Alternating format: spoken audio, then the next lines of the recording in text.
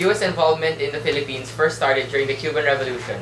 During the Cuban Revolution, U.S. openly and formally declared war against Spain. This was for two reasons. First, the U.S. already had very large investments in Cuba, and second, public support for the war increased when the USS Maine was allegedly blown up by Spain while it was off the coast of Cuba. Fast forward to the Philippine Revolution. After Aguinaldo's exile in Hong Kong, he was met aboard the US ship Olympia by George Dewey. Allegedly, according to Aguinaldo, what happened was, during a conversation, him and Dewey were talking about the state of the Philippines after the war, and Dewey stated that America had no interest in making the Philippines an American colony. And so, two possible questions come to mind.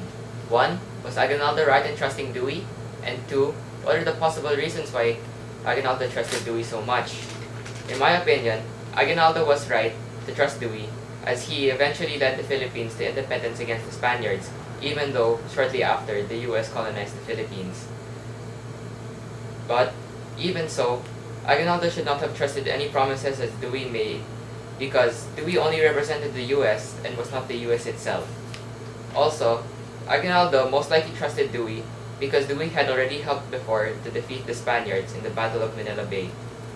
The Aguinaldo-Dewey conversation is relatable to the Hello Garci conversation, in both cases, two parties allegedly having a talk with each other, and in the end, changing the course of history altogether. December 28, 1898, American ships docked into Iloilo, but the Filipino revolutionaries, led by General Martin Delgado, did not allow the Americans to disembark from their ships. For 44 days, the Americans stayed aboard their ships, with the outbreak of war on February 4, 1899. However, General Miller received orders on February 11 to commence assault on Iloilo. As a result, the island of Panay was engulfed in a war that officially lasted for 2 years, 2 months, and 23 days. On September 6, 1900, General Emilio Aguinaldo reached Palawan, Isabela, where they stayed for almost 6 months. He continually communicated with his guerrilla leaders until the unfortunate incident when General Frederick Funston was able to intercept important letters for Aguinaldo. On March 23, 1901, the Americans reached Palawan and easily maneuvered their way inside Aguinaldo's camp. After several days of gunshots, Aguinaldo was finally captured. The Filipinos had the right intention of wanting to be independent from the Americans and be an independent nation. But I believe they should have considered certain factors first before deciding whether to enter into a war with the Americans or not. First, the Philippines wasn't a united country at that time, so it would have been difficult to start a government on their own, especially since they've been under the Spaniards for 300 years. Second, Americans had better weapons and had more trained soldiers. Lastly, the Filipinos, again to Americans, were scattered in different parts of the country, and it was difficult to consolidate their plans to fight the Americans as one cohesive unit. Aguinaldo did make the right choice in escaping the Americans because he didn't want to give up.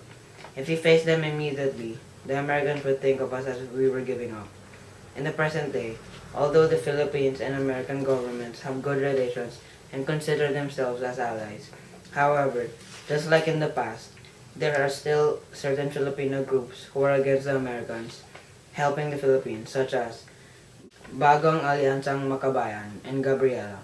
They believe that Americans have no right butting in to the affairs of the Philippines. However, I believe that although we are an independent country, we still need the guidance and support of the U.S., especially in the areas of the economics and the military affairs. The revolutionaries started regaining their lost provinces taken by the Spaniards, and by June 1898, they regained control over the entire island of Luzon, except for Manila and the harbors of Cavite. While the Philippines continuously engaged the Spaniards in open hostilities, while the Americans waited for extra reinforcements from the U.S. In my opinion, Filipinos here had the sense of nationalism, which means love for one's country. They loved their country so much that they were willing to fight and die to save it from other colonizers. I don't think that the Filipinos could have done anything about the war, considering the position they are in when they were at the midst of war with the Spaniards. Also, they were already having a hard time dealing with the Spaniards. Interfering with the battle would just make their lives harder. They didn't even know that it was a mock battle. The Filipinos thought that it was an all-out war between the US and Spain. The Filipinos also thought that the US was fighting for us to give us the freedom that we deserve, but they were wrong. In my opinion, I think that we could have exerted more effort by asking the US what was the war about, why they are doing this, and if yes, we could have helped them in planning and strategizing. We do not have to be in the war to help. We could help in the two ways. We could have interfered the war, causing casualties to go up, and again, it wouldn't be a mock battle anymore. The Treaty of Paris was signed in 1898. This treaty made the Philippines officially a property of the US, since they bought the Philippines from Spain for $20 million. But Felipe Agoncillo, a Filipino, was sent to America to talk to the US President, which was Theodore Roosevelt at that time, to convince him Treaty of Paris should not be ratified since Spain no longer owned the Philippines and have no right to it anymore. I can relate the mock battle of the Philippines to present day by the recent investment scams. People think that when you invest in the Amon Future investment scam, people think that this would do them good. But in reality, it won't. Just like in the mock battle, the Philippines think that the Americans would help them in everything. But in the back of the Americans' heads, they wanted the Philippines for its resources. The revolutionary government was made by Aguinaldo. It was suggested by Apolinario Mabini. Now, the revolutionary government, this would help the Philippines look independent. The Malolos Congress. The Malolos Congress was a group of people who made the Malolos Constitution. The Malolos Constitution would allow the Philippines not only to make it look independent, but it created three forms of government: the judiciary, executive, and legislative government. This was important for the Philippines, but according to Mabini, he disagreed with this idea and that they should have made the constitution in a latter date. Now, the signing of the Malolos Constitution and creation of the revolutionary government was made at the wrong time. This is because even though this would help the Philippines look independent to other countries, we weren't ready. We weren't stable enough. Although we had our stable government, a dictatorial government, we weren't ready to be an independent nation.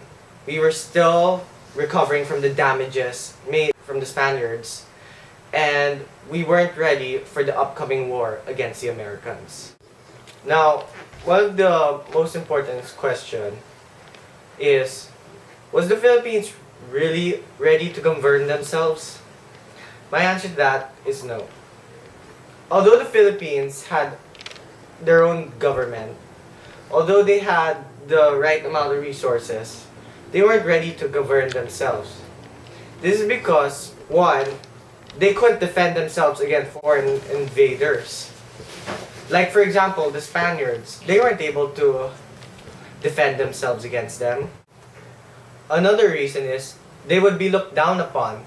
Now, the Philippines is considered a third world nation to other countries because we're a poor country compared to the others. I can relate my topic to the RH bill because just like the Constitution and the revolutionary government, if we implement it, there will be people who disagree and this could cause a problem to our country.